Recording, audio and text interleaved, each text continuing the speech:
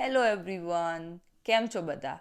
તો હું છું અર્ચના. સ્વાગત છે તમારું ધ અનફિલ્ટર જર્નીમાં.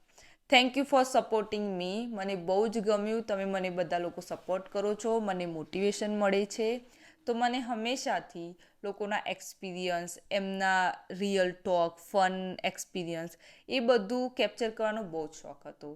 અને ફાઇનલી મેં એ વસ્તુ શરૂ કરી દીધું છે અને મને ખૂબ ગમી બી રહ્યું છે. તો આજે આપણા સાથે જોડાયા છે મોનિકા એન્ડ અક્ષય. તો ચાલો જાણીએ એમની જર્ની એમના જ શબ્દોમાં. તો કેમ છો તમે આજે? બસ મજામાં. મજામાં. તમે તમારું નામ જણાવશો, ક્યાંથી છો ગુજરાતમાં? મારું નામ મોનિકા છે. હું સુરતની છું, પણ સુરતથી 25 કિલોમીટર દૂર કરંજ નામનું ગામ છે, ત્યાંથી છું. મારું નામ અક્ષય છે ને હું સુરતથી છું, પીપલોદથી. તમે લોકોએ યુકે આવવાનું સૌથી પહેલાં ક્યારે વિચાર્યું? મારું તો એવું હતું કે જ્યારે હું કોલેજમાં હતી, મેં ફાર્મસી કર્યું છે. મારા અંકલ છે એ સાઉથ આફ્રિકા છે. એ મને બહુ ટાઈમથી કહેતા હતા કે તું પણ અબ્રોડનું ટ્રાય કર એમ. પપ્પા એગ્રી હતા, મમ્મી ના પાડે, ભાઈ ના પાડે. તું એકલી ત્યાં જઈને શું કરશે એમ. અહીંયા જે પૈસા ઓછા તો ઓછા, પણ શાંતિથી તું અમારી સાથે તો હશે એમ. પણ પપ્પા કેવા કે એમના ડ્રીમ બહુ મોટા મારી જેમ. તો બહુ કન્વિન્સ કર્યા. પછી ટ્રાય કર્યો, મનાઈ લીધું બધું. પછી સડનલી મમ્મી કહે સારું જા. ફાઇનલી પછી થઈ ગયું. 3 વર્ષ પહેલાં હું આવી, લાઈક 1 જુલાઈ 2023. બહુ મોટો દિવસ હતો, ફર્સ્ટ ફ્લાઇટ. બહુ સરસ રહ્યું. તમે યુકેમાં એરપોર્ટ પર ઉતર્યા તો તમને કેવું ફીલ થયું? એવું ફીલ થયું જાણે હું દુનિયામાં જ નથી, બીજે ક્યાંક આવી ગઈ છું એમ. કેમ કે ફર્સ્ટ ટાઈમ મારી જર્ની હતી એમ, એટલે મને એકદમ અલગ ફીલ થયું કે લાઈક શું દુનિયા છે એમ. પછી જોયું ત્યારે પહેલાં તો મને કચરો જ દેખાયો. તો હું વિચારવા લાગી કે યાર આ તો આપણા ગામડા જેવું જ કચરાવાળું ગામ એમ, સિટી છે એમ. એ બહુ સિલી પોઈન્ટ હતો મારા માટે. તમને કોઈ લેવા આવ્યું હતું? મારી ફ્રેન્ડે જ અકોમોડેશન ફાઇન્ડ આઉટ કર્યું હતું, તો એ જ મને લેવા આવી, એ જ મને ત્યાં મૂકી ગઈ, કેમ કે મને કોઈ આઈડિયા નહોતો. એટલે હું અપટન પાર્કમાં જ રહેતી હતી. તો અપટમ પાર્ક કેવું લાગ્યું? મિની ગુજરાત. તો સારું છે એમ. ડે 1થી જ એમ અહીંયા જ લાઈક મને કોઈ ફીલ જ નહીં થયું કે હું લંડનમાં છું. કેમ કે બધી જ લેંગ્વેજના લોકો હોય, એટલે પછી ક્યારેક એવું ફીલ નથી થયું કે લાઈક હું બીજે ક્યાંક છું કે એમ તેમ. બધી રીતે થોડું હેલ્પ આઉટ થયું છે એટલે. તો તમને કેવું ફીલ થયું યુકેમાં આવીને? યુકેમાં ઓલરેડી મોના તો અહીંયા પહેલેથી હતી જ, એટલે મારા માટે બધું ઇઝી જ હતું એમ. તો કેવું ફીલ થયું, કેટલો ડિફરન્સ લાગ્યો તમને ઇન્ડિયાથી અને અહીંયા? ડિફરન્સ થોડો ઘણો લાગ્યો વર્ક લાઈફમાં, થોડું ઇઝી છે એમ. ઓકે, તો તમે જે રીતે કીધું કે વર્ક લાઈફ ઇઝી છે, તો કઈ રીતે ઇઝી છે? આપણે ઇન્ડિયામાં કેવું છે કે જોબ કરીએ છીએ 10-12 કલાક, એ પ્રમાણે સેલેરી નથી મળતી. અહીંયા જેટલા કલાક તમે ઓવર ટાઈમ બી કરો છો તેની સેલેરી મળે છે એમ, વ્યવસ્થિત રીતે. તો એ હિસાબે ઇઝી છે. તમને શું લાગે છે એના?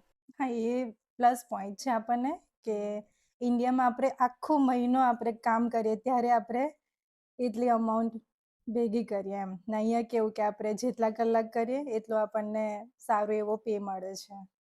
તમે ઇન્ડિયાથી શું વિચારીને આવ્યા હતા કે યુકે કેવું હશે?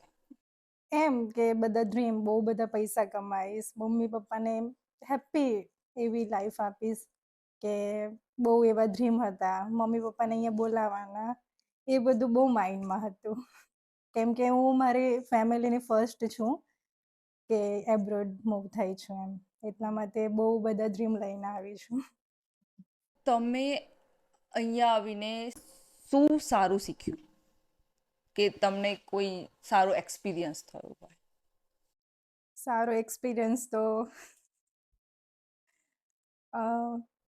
ઇન્ડિયામાં તો જોબ કરતી જ હતી, એટલે એ અલગ લેવલની જોબ હતી મારી. અહીંયા આવીને મારું હેલ્થ કેર બેકગ્રાઉન્ડ થઈ ગયું, એટલે લોકોની હેલ્પ આઉટ કરવાનું એ મને એમ અંદરથી દિલથી મને બહુ ખુશી થાય એમ કે ઓલ્ડ પીપલ આપણને બ્લેસિંગ્સ આપે એ બહુ ઇમ્પોર્ટન્ટ છે.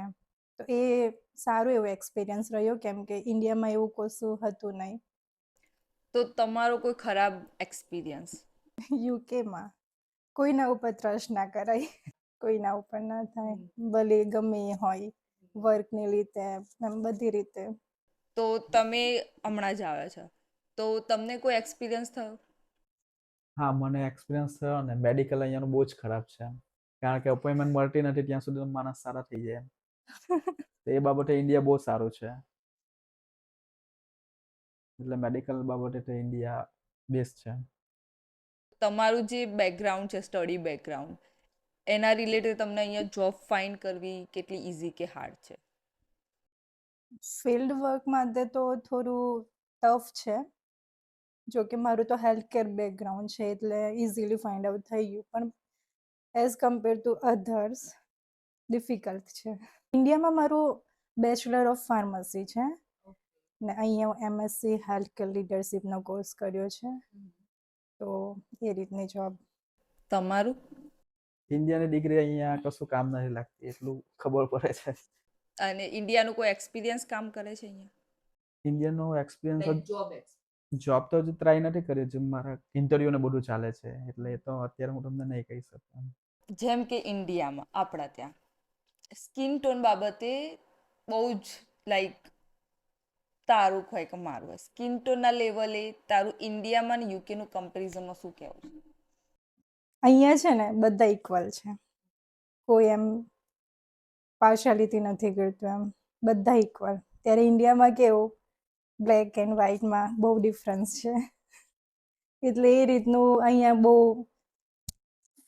રિલેક્સ ફીલ કરું કે કોઈ મને જજ નહીં કરે એમ, કે બીજા કોઈને પણ એમ કે આ કન્ટ્રીનું છે કે આ સ્કિન ટોન આનો આ છે, એ રીતનું જજ નહીં કરે અહીંયા, બધા ઇક્વલી બિહેવ કરે અહીંયા. આપણા ત્યાં તો બહુ જ લાઈક ફ્રેન્ડશિપ હોય કે પછી ગમે તે હોય, રિલેટિવ્સ પણ ટોન્ટો મારી જ જાય છેલ્લે. યુકેની કઈ વસ્તુ છે જે તમને સૌથી વધારે ગમે છે? ફરવાનું. હા, એ જ નવું નવું વસ્તુ એક્સપ્લોર કરવાનું યુકે આવીને પછી. ઇન્ડિયાની કઈ એવી વસ્તુ છે જે તમે બહુ જ મિસ કરો છો? ફેસ્ટિવલ. ઇન્ડિયાના ફેસ્ટિવલ્સ, ફ્રેન્ડ્સ, ફેમિલી. અહીંયા તમારું ફ્રેન્ડ સર્કલ કેવું છે? અહીંયા તો એટલું ફ્રેન્ડ સર્કલ નથી ને કોઈ ફ્રેન્ડ સર્કલ જેવું છે જ નથી એમ. તો ફ્રેન્ડ સર્કલ હોવું જોઈએ. હા, તો ઇમ્પોર્ટન્ટ છે ને. પણ ઇન્ડિયા જેવું નથી હોતું અહીંયા. લાઈક ત્યાં કેવું કે એકબીજાને હેલ્પ કરે, અહીંયા હેલ્પ તો કરે જ, પણ કેવું કે પાછળથી સાંભળવાનું પણ બહુ થાય એમ કે હા મેં તારી હેલ્પ કરી હતી, આવું કર્યું હતું તારા માટે એમ. એ અહીંયાનું નથી સારું એમ. અહીંયા શેરિંગમાં રહેવું કેટલું ઇઝી કે કેટલું હાર્ડ છે? શેરિંગમાં રહેવું મીન્સ કે બિગ બોસના ઘરમાં રહેવું એમ ઇઝી છે કે બધાના જેવા હોય ને, મતલબ હસી મજાક કરીને રહીએ આપણા છે એવી રીતે કરીને તો ઇઝી છે. પછી એકબીજાનું ખેંચીએ ને તો એટલું ઇઝી નથી એમ કે કોઈનું એમ એ લોકો સારી રીતે રહેતા હોય તો બીજાને ના ગમે એમ. પછી આવે તો ક્લિનિંગ બાબતે ક્લિનિંગ બાબતે આવે તો ઇક્વલી બધા કરતા હોય આપણું ઘર છે એવી રીતે કરીને તો એ બેટર છે એમ. પછી કેવું કે આણે આવું કર્યું છે, ચાલ ફોટો પાડીને મોકલી દઉં ગ્રુપમાં. ગ્રુપ તો હોય જ એટલે કંઈ પણ મિસ્ટેક થાય એટલે ગ્રુપમાં ફોટો આવી જાય એટલે એ ડરથી એમ સાંજે સૂતા પહેલા પણ એમ વિચારે કે આજે કંઈક ભૂલી તો નથી ગઈ ને, કિચન ક્લીન તો કર્યું છે ને, એ રીતનું બધું બહુ હેરાન હોય. યુકેના ઘરને એક્સપ્લેન કરશો કે કેવું ઘર હોય છે શેરિંગમાં? ઘર તો બહુ નાઇસ હોય બધાના સેપરેટ રૂમ હોય છે. જો શેરિંગમાં રહીએ તો સેપરેટ બેડ હોય છે, બંક બેડ હોય કે સેપરેટ, બધું જ સેપરેટ હોય છે. ફ્રીજમાં પણ બધાના ફ્રીજના જે પાર્ટીશન હોય એ બધા અલગ હોય છે, ફ્રોઝનમાં પણ. પછી કિચનમાં આવે તો પછી જે કેબિનેટ્સ હોય, ડ્રોવર્સ હોય, બધા અલગ. લાઈક બધાને એ રીતનું કીધું જ હોય કે આ તમારું, આટલો જ યુઝ કરવાનું. કિચન હોય, કોઈના ઘરે 2 ટોયલેટ બાથરૂમ હોય, કિચન બધાનું કોમન હોય. એટલે કે કેવું કે ટાઈમ લિમિટ હોય છે યુકેના ઘરમાં કે આટલા ટાઈમમાં આટલું વસ્તુ તમારે પતાવી જ દેવાનું. ઇવન કિચન હોય કે વોશરૂમ હોય એટલે ટાઈમ લિમિટ હોય છે. એટલે કેવું કે જે લાઈક ડે શિફ્ટવાળા હોય એ સાંજે આવે તો એમને જમવાનું બનાવવાનું હોય, એટલે બધાનો ક્લેશ થાય. એટલે જે ઘરે હોય ને એ એવું હોય કે એ લોકો જો ઘરે હોય તો પછી જલ્દી જમવાનું બનાવીને ફ્રી થઈ જાય તો પાછળવાળાને પ્રોબ્લેમ ના થાય એમ. એટલે એ થોડી અન્ડરસ્ટેન્ડિંગ હોય છે. ફરવા બાબતે કેવું છે અહીંયા? બહુ નાઇસ છે યુકે. નાઇટ વ્યૂ બહુ નાઇસ છે. તમે કેટલું એક્સપ્લોર કર્યું અત્યાર સુધી? બહુ નથી કર્યું. બીચીસ ગઈ છું 2 ને લાઈક નજીક નજીક જ લંડન બ્રિજ છે, લંડન આઈ છે, ટ્રફલ્ગર સ્ક્વેર, બધું નાનું નાનું એક્સપ્લોર કર્યું છે. તો તમે અહીં કયા વિઝા પર છો અત્યારે? સ્કિલ વર્કર પર છું. કેટલા વર્ષના? 3 વર્ષના છે. ઓકે, તો હાલ 3 વર્ષના છે plus 2 years and 5 years. Okay, તો આ યુકેમાં આગળનો શું પ્લાન છે, ફ્યુચર પ્લાન? ફ્યુચર પ્લાન તો હવે કહી ના શકું કેમ કે રહેવું તો છે જ, પણ અત્યારના જે રૂલ્સ રેગ્યુલેશન જે સ્ટ્રિક્ટ થાય છે એના લીધે ફેડઅપ થવાય છે એમ કે યાર આટલું બધું સ્ટ્રગલ કરી છે ને પાછળથી એ લોકો રૂલ્સ સ્ટ્રિક્ટ કરતા જાય તો પછી એ થોડું હાર્ડ થઈ જાય એમ.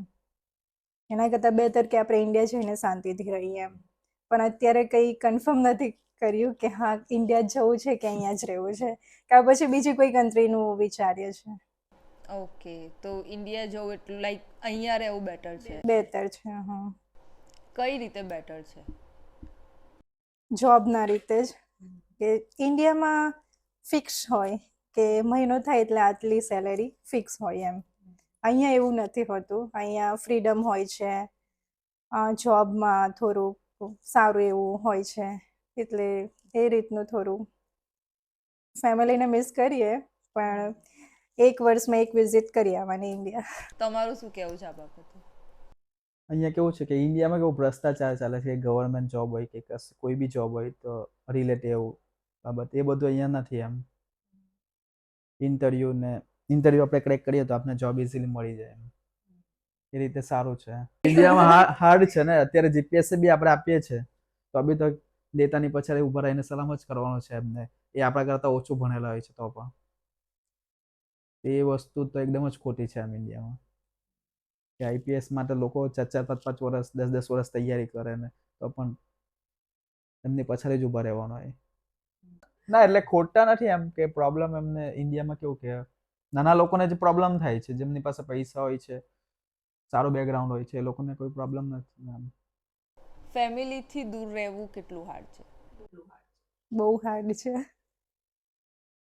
સ્ટાર્ટિંગમાં જ્યારે હું આવી, કેમ કે હું ઇન્ડિયામાં ક્યારેય હોસ્ટેલમાં નથી ભણી, ક્યારેય દૂર જ નથી ગઈ. મામાના ઘરે વેકેશન માટે જ હતા. અહીંયા આવી ત્યારે કન્ટિન્યુ જ્યાં સુધી લાઈક જોબ નહીં મળી ને ત્યાં સુધી મને રડવું આવ્યું છે. મને યાદ છે 29 ડેઝ પછી મને જોબ મળી હતી. તો ત્યાં સુધી બહુ એકલું ફીલ થાય. ઘરે રહેવું એટલે કેવું કે બધા વિચારો ચાલે મનમાં એમ કે યાર જોબ નથી મળી, રિલેટિવ શું કહેશે, બધા શું કહેશે, એ રીતના બધા વિચાર ચાલે કે મમ્મી લોકોને એમ સેડ ફીલ કરાવવું એમ. પણ થઈ ગયું, હવે મિસ તો થાય જ. તો તમારું ઇનિશિયલ સ્ટ્રગલ કેવું રહ્યું એમ અહીંયા આવીને? મારું સ્ટ્રગલ તો મને ખ્યાલ છે ત્યાં સુધી બહુ ખરાબ છે, કેમ કે પ્રોપર જોબ નથી મારા પાસે. લાઈક થઈ જતું નો ડાઉટ. પહેલાં તો કેશ એન્ડ કેરીમાં કરી મેં, કે ત્યાં કેવું કે ઇન્ડિયામાં એટલું હાર્ડવર્ક નહોતું કર્યું. અહીંયા આવીને હાર્ડવર્ક કરવાનું આવ્યું તો થોડું ડિફિકલ્ટી થઈ, પણ ઇટ્સ ઓકે, કરી લીધું. પછી કેવું કે કોઈ એક પ્રોપર જોબ મળી ત્યારે કેવું કે ફીલ એકદમ સેટિસ્ફાઈડ થાય કે હા હવે કંઈક મારા પાસે છે એમ, કે મારે કોઈ વધારે ઇન્ટરવ્યૂઝ નથી આપવાના એમ કે હવે જે છે એ આ ફિક્સ છે એમ. જોબની રીતે બહુ ફેડઅપ થઈ ગઈ હતી. પ્રોપર જોબ ના મળે કેમ કે સ્ટુડન્ટ હતી. સ્ટુડન્ટને તો ફૂલ ટાઈમ અલાઉ હોય નહીં, એટલે બધા જે હોય એ ફૂલ ટાઈમ માટે જ અવેલેબલ હોય, એટલે થોડી પ્રોબ્લેમ થઈ હતી. તમે એક્સપ્લેન કરશો કે કેશ એન્ડ કેરી શું છે અહીંયા? કેશ એન્ડ કેરી મીન્સ કે ઇન્ડિયન ગ્રોસરી સ્ટોપ છે, કે એમાં બધું ઇન્ડિયન હોય કે પછી બધાનું જ હોય એમ, કે બધી જ રીતનું બધું મળી જાય. તો લાઈક ત્યાં જોબ કઈ રીતે મળે સ્ટુડન્ટને, લાઈક કેશમાં કે એનઆઈ પર? બંને હોય. સમ પીપલ્સ એનઆઈ પર બી ના રાખે ને કેશમાં પણ આપે. તો તમને શું લાગે છે કેશમાં કેટલા પૈસા આપે છે આ લોકો અહીંયા? કેશમાં તો માય ગોડ, આપણા જ ઇન્ડિયન લોકો આપણને જ બહુ હેરાન કરે કે એ લોકોને ખબર છે કે સ્ટુડન્ટ છે પણ પે નહીં આપે. 5 પાઉન્ડમાં મેં જોબ કરી હતી કલાકના, ને એ પણ કોલેજ હોય, યુની હોય 3 દિવસ, એ ફિનિશ કરીને આવું ને તરત જોબ શિફ્ટ લઈ લેતી કેમ કે અવર્સ નહોતા મળતા. એટલે કેવું કે મજબૂરીના લીધે કરવું પડે એમ, કે જે મળ્યું એ ખર્ચો તો નીકળે, રેન્ટ તો નીકળે, કે પપ્પા પાસે આશા નહીં રાખે કે પપ્પા પૈસા મોકલે. એટલે કેવું કે આ લોકો એ રીતે હેરાન કરે એમ કે કોઈનો મજબૂરીનો ફાયદો ઉઠાવે એમ. એટલે કેવું કે ઓછા પેમાં એ લોકોનું કામ નીકળે એમ. એટલે નવા સ્ટુડન્ટ માટે હાર્ડ છે એ વસ્તુ અહીંયા આવે. તો જે લોકો ઇન્ડિયાથી અહીંયા આવવા માગે છે એમને શું કહેવા માગશો? જો ડ્રીમ હોય તો અવાય, પણ કેવું કે એટલું પ્રિપેર થઈને આવવાનું કે હાર્ડવર્ક કરવાનું છે, સ્ટ્રગલ તો મેઇન કરવાની જ છે, ઇઝી તો કશું જ નથી. ને એમ ડ્રીમ જો વિચાર્યું છે કે આ કરવું જ છે તો અવાય એમ. જે લોકો અહીં આવવા માગે છે તો લાઈક ઇનિશિયલ એમના માટે કઈ રીતે હાર્ડ છે? જોબની રીતે હાર્ડ છે. હવે જો સ્ટુડન્ટના વિઝા પર હોય તો ઓબ્વિયસ છે કે જે સ્ટ્રગલ મેં ફેસ કરી છે એ એમને પણ કરવી પડે, કે ફૂલ ટાઈમ જોબ માટે એ લોકો અવેલેબલ ના હોય તો પછી પાર્ટ ટાઈમ માટે બહુ જોબ ના મળે એમ, કેમ કે બધાને એવું જ હોય કે ફૂલ ટાઈમ જે હોય એને પ્રાયોરિટી આપે. તો સ્ટુડન્ટ માટે થોડું ટફ છે, જે મારો એક્સપિરિયન્સ બોલે છે. તો જે લોકો અહીંયા રિસેન્ટલી આવ્યા છે કે સ્ટુડન્ટ મેઇનલી, તો એમના માટે કોઈ સજેશન ખરું? સજેશન એ કે કીપ ટ્રાઈંગ, ઓનલાઈન એપ્લિકેશન કરો, શોપ પર જાઓ, ત્યાં જઈને પૂછો જોબ વિશે, કે ક્યાંક એડવર્ટાઇઝ કરતા હોય છે લોકો. અહીંયાનું બેનિફિટ શું છે ખબર, કે આપણે ક્યાંક પણ જઈએ ને તો કોઈ એવી શોપ હોય જ કે જ્યાં બધાને એડવર્ટાઇઝ કરી હોય, કે જોબ હોય કે રૂમનું હોય. એ સારું કહેવાય કે જેને જરૂર હોય તે ત્યાં લગાવી દે, અને જેને બીજાને જરૂર હોય ત્યાંથી જોઈ લે. તો એ સારું છે. તો એ રીતનું બધું ટ્રાય કરો કે લાસ્ટમાં ગીવઅપ ના કરવાનું એમ. ઓકે, તો તમે તો એકલા આવ્યા હતા પહેલાં સ્ટુડન્ટ પર, તો એકલા કેવું ફીલ થતું? લોનલી ફીલ થાય, કેમ કે ઇન્ડિયામાં ફેમિલી જોડે રહેતા, તો અહીંયા આવીને સડનલી એકલું રહેવું બહુ ડિફિકલ્ટી હતું. પણ થઈ ગયું, ધીરે ધીરે ફ્રેન્ડ્સ બન્યા, થોડું ગ્રુપ બન્યું, સારું લાગ્યું, થોડું માઇન્ડ ફ્રેશ થયું, કોન્ટેક્ટ બન્યા, તો થઈ ગયું પછી ઇઝીલી. તો જ્યારે તમે અહીં નવા આવ્યા તો તમારે કોઈ વસ્તુ બાય કરવી હોય તો કેટલું હાર્ડ પડતું હતું? હાર્ડ તો કેવું કે પૈસા જોઈએ એટલે કેવું કે યાર આને યુઝ કરું કે ના કરું, કેમ કે લાઈક મારા પાસે 5 પાઉન્ડ હોય, એમાં કેવું કે મારા પાસે જોબ ના હોય ને 5 પાઉન્ડ મારે વાપરતા પહેલાં વિચાર કરવી પડે કે કંઈ કશું ખાવું હોય કે કશું લેવું હોય તો યાર ચાલશે, ચાલ આજે નથી ખાવું કે નથી લેવું આજે ચાલશે, કે કશે જવું હોય તો કેવું ટેપ કરવાનું 175 જવા કરતાં ચાલ 30 મિનિટ ચાલી લઉં. એ પહેલાં વિચાર આવે કે આપણે કશું લેવા પહેલાં વિચારીએ કે આ પૈસા ખોટા વેસ્ટ થાય, એના કરતાં બેટર છે કે થોડાક ટાઈમ વેઇટ કરીને પછી બધા આપણા મોજ શોખ જે હોય એ પછી આપણે પૂરા કરીએ એમ. પહેલાં જે જરૂરિયાતની વસ્તુ છે એના પાછળ યુઝ કરવાની. તો કેટલો વેઇટ કર્યો આ વસ્તુ માટે? આ વસ્તુ માટે હજી પણ હું વેઇટ કરું છું. નહીં, ટુ બી ઓનેસ્ટ, 175 કદ થાય એના માટે હું 1 hour સુધી ચાલીને જાઉં છું. કેમ કે મને ખબર છે કે હવે ચાલતા ચાલતા મારું કેવું કે હું જાઉં કોલ પર જાઉં એટલે મમ્મીને ફોન કરી લઉં કે ફ્રેન્ડ્સને ફોન કરી લઉં. વાત કરતાં કરતાં એમના જોડે વાત પણ થઈ જાય ને પહોંચી પણ જવાય એમ. કે 175નું ઓબ્વિયસ છે કે આપણે કંઈ પણ બાય કરી શકીએ જે આપણને જરૂર હોય એમ. આ ખોટા વેસ્ટ કરવાના પૈસા એમ એ ફ્રી હોય આખો દિવસ તો થોડું જલ્દી નીકળી જવાનું. પણ આ વસ્તુનો એના માટે ડબલ બેનિફિટ છે કારણ કે હેલ્થ પર તેનું કોઈ ધ્યાન હોતું નથી. તો ચાલીને કદાચ એની હેલ્થ માટે સારું છે એમ. એટલે હા એ ખરું જેની કેપેસિટી હોય એ ચાલી શકે બધા ના ચાલી શકે. લાઈક હવે ટેમ્પરેચર એટલું હાઈ છે તો ઓબ્વિયસ છે કે કોઈ ના ચાલી શકે. હું પણ યુઝ કરું છું બસ સમટાઈમ્સ. તો અહીંના વેધર વિશે શું કહેવું છે?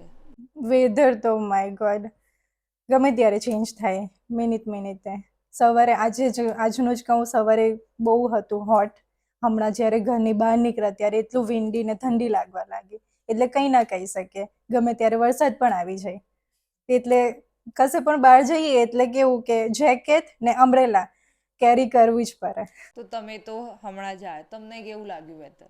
અહીંયાના વેધર જોઈને યાદ આવે ઇન્ડિયા કે 3 મહિના તો ફિક્સ જ હોય ને કે શિયાળો, ઉનાળો અને ચોમાસો. એ તો ત્યાં બેનિફિટ છે. એટલે અહીંયાનું વેધર કરતાં ઇન્ડિયાનું વેધર વધારે ગમે મને. તો અહીંયાનું ટ્રાન્સપોર્ટેશન કેવું છે? બહુ એક્સપેન્સિવ છે ખરેખર. એક્સપેન્સિવ છે પણ 5-5 મિનિટે કેવું કે ટ્રેન મળી રહી છે, બસ મળી રહી છે. એ બાબતે વેઇટ નથી કરવા પડતો એમ અહીંયા. તે બાબતે સારું છે એમ ને સેફ છે. તમારે કોઈ અહીંનો કોઈ એક્સપિરિયન્સ શેર કરવું હોય, કોઈ બી સારો ખરાબ કે લાઈક કેવું રહ્યું અત્યાર સુધીનું એ રીતે? ખરાબ એક્સપિરિયન્સમાં તો આજે જ થયું છે. અપોઇન્ટમેન્ટ હતી અમારા બંનેની. કાલે રાત્રે જ અમે બુક કરી. એમને સ્ટમક પેઇન હતું ને મને નીઝમાં પ્રોબ્લેમ થઈ છે. તો કાલે રાત્રે જ બુક કરી સ્રુસબરી રોડ. અવેલેબલ હતી 3 o'clockની ને મારી 3:25ની. તો બુક પણ થઈ ગઈ, કન્ફર્મેશન પણ આવી ગયું. અને અમે આજે ગયા તો કેવું ત્યાં જઈને રિસેપ્શન પરથી કહે છે કે તમારી ટેલિફોનિક અપોઇન્ટમેન્ટ હશે નેક્સ્ટ 17 જૂન. પછી પૂછ્યું ઓબ્વિયસ છે કે ગયા છે ફેસ ટુ ફેસ કન્ફર્મેશન આવ્યું છે તો પૂછ્યું તો કે છે કે અહીંયા સરકમસ્ટન્સના લીધે કંઈક પ્રોબ્લેમ થયો છે તો એના લીધે કેન્સલ થાય છે. જે અમને નથી મેલ આવ્યો, નથી મેસેજ આવ્યો કે નથી કોલ આવ્યો કે એ લોકો ઇન્ફોર્મ નથી કર્યું અમને એમ કે આ રીતે તમારી અપોઇન્ટમેન્ટ કેન્સલ થઈ છે. તો એ ખોટું કહેવાય એમ કે અમે ટાઈમ કરીને ગયા, જોબ કેન્સલ કરીને ગયા એમ કે એ લોકો ઇન્ફોર્મ કરવું જોઈએ ને વેઇટ કરવો પડે છે. લાઈક ઇમરજન્સી હતી તો અમે કીધું કે ઇમરજન્સી છે તો કહે છે કે ના પહેલાં તમારું સ્ક્રીનિંગ અપોઇન્ટમેન્ટ થશે પછી તમને બીજી અપોઇન્ટમેન્ટ આપીશું. તો 17 જૂનના અમને અપોઇન્ટમેન્ટ આપી છે બંનેને. તો ત્યાં સુધી તો એ પણ સારા થઈ જાય, મારી નહીં પણ સારું થઈ જાય. અહીંયા આપણા લાઈક સ્ટ્રીટ ફૂડ કે રેસ્ટોરન્ટ કેટલું અવેલેબલ છે? આપણું પોતાનું ફૂડ એમ. એ તો અમે બહુ જ મિસ કરીએ છીએ. સ્ટ્રીટ ફૂડ હા અહીંયા મળે છે, નો ડાઉટ મળે છે. લાઈક અમે સુરતના છીએ એટલે અમે ખાવાવાળા જ છે. સુરતી ફૂડ તો બહુ ફેમસ છે એટલે અમારા સુરતનું ટેસ્ટ નથી મળતો અમને. એટલે મળે છે નો ડાઉટ, વેમ્બલી સાઈડ જવું પડે છે એના માટે પાછું ત્યાં સુધી છે એક ટાઈમ કરીને જવું પડે. એટલે અહીંયા મળે છે ઘણું એવું ઇન્ડિયન સ્ટોર હોય છે, રેસ્ટોરન્ટ હોય છે, ત્યાં મળી રહે છે જમવાની રીતે બધી જ મેન્યુ જે આપણે ઇન્ડિયામાં હોય છે. મળી રહે ખરો પણ ટેસ્ટ ના આવે આપણા ટેસ્ટ ઇન્ડિયા ઇન્ડિયા જેવો ના આવે એમ. વસ્તુ બધી મળી જાય ને અહીંયા એક્સપેન્સિવ બી હોય છે એટલું. તો ઇન્ડિયાના કમ્પેરિઝનમાં અહીંયા રૂલ્સ રેગ્યુલેશન સારા છે, લોકો ફોલો કરે છે? હા, ઇન્ડિયાના કમ્પેરિઝનમાં રૂલ્સ રેગ્યુલેશન સારા છે, લોકો ફોલો બી કરે છે. ઇન કેસ કે અહીંયા રસ્તો એવું ક્રોસ કરવું હોય તો ઇઝીલી થઈ શકે છે. નાના બચ્ચા હોય કે ઓલ્ડ એજ હોય કે કોઈ પણ હોય તો આરામથી કરી શકે છે કે એ લોકો ગાડી સામેથી રોકીને જવા દે છે આપણને. ને સિગ્નલમાં બી બધા રૂલ્સ ફોલો કરે છે. તો પહેલાં તો મેં આ કર્યું નથી પણ તમારા જોડે હું કરવા માગું છું like kind of rapid fire question. Okay, તો યુકે કે India? Tea coffee? Tea. Money કે પીસ? પીસ. વિન્ટર કે summer? Summer. Family, career? Both. Both okay. Saving કે સ્પેન્ડિંગ, સ્પેન્ડિંગ. સેવિંગ. જોબ કે business, business. Business. Village life કે city life, village life. Village. Fame કે privacy. Privacy. Thank you so much. Thank you so much for coming. અને I hope તમને પણ ગમ્યું જશે અહીંયા આવીને તમારી જર્ની શેર કરીને. તો થેન્ક યુ. તો જે રીતે તમે બધાએ સાંભળ્યું કે અત્યાર સુધીની એમની જર્ની કેવી રહી, આઈ હોપ કે તમને બધાને બહુ જ ગમ્યું હશે. હું ટ્રાય કરીશ કે જ્યારે પણ તમે મારા વિડીયો જુઓ ત્યારે તમને ફન એક્સપિરિયન્સ થાય, પોઝિટિવિટી, અને તમને લાઈક રિયલ કનેક્શન ફીલ થાય.